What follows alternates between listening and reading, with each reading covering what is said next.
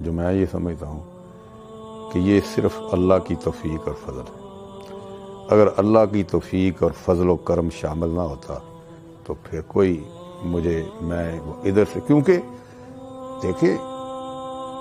یہ مجھ میں اللہ نے ہمت پیدا کی، میں نے آپ 5 بہنوں، 1 بھائی، ان کی اولادوں کو چھوڑا، میں نے اپنے چچے تائے بہت سے ارد گرد ان کے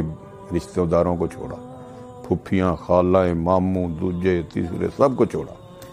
اور آج اللہ تعالیٰ کے فضل و کرم سے میں بہت زیادہ مطمئن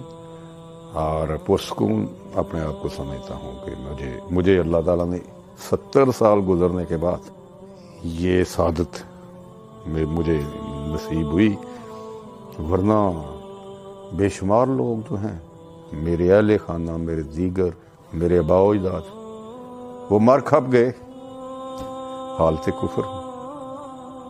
میں جب بھی عبدالقیوم بٹ صاحب سے ملتا، ہم ود فیملی ان کے گھر میں جاتے یا ان کو اپنے ہاں بلاتے، تو میں مرزا قادیانی کی اس کی اپنی کتابوں سے اس کی ساری حقیقت، اس کے غلیظ عقائد کہ اس نے اللہ رب العزت کی شان میں جو گستاخیاں کیں، انبیاء علیہ السلام کو معاذ اللہ گالیاں دیں، اہل بیت اطہار، اصحاب رسول، قرآن و سنت کے خلاف جو اس نے معاذ اللہ باتیں کیں، تو ہم یہ ساری حقیقتیں ان کی کتابوں سے ہی انہیں کھول کھول کے جب بتاتے تو اللہ نے ان پہ کرم کیا، ان کے دل کی گرہیں کھلیں، انہوں نے سمجھا، واقعی دیکھا کہ یہ تو انگریز کا خود کاشتہ پودا ہے جس کو مسلمانوں کو کے دلوں سے عشق رسول کی چنگاری کو نکالنے کے لیے، جذبہ جہاد کو ختم کرنے کے لیے اور معاذ اللہ انہیں مرتد کرنے کے لیے اس فتنے کو انہوں نے کھڑا کیا۔ الحمدللہ انہوں نے اس ساری بات کو سمجھا، انہوں نے خود سے دیکھا، خود بہت سینئر لائر ہیں، تو اللہ نے ان پہ کرم کیا کہ انہوں نے الحمدللہ اسلام قبول کر لیا۔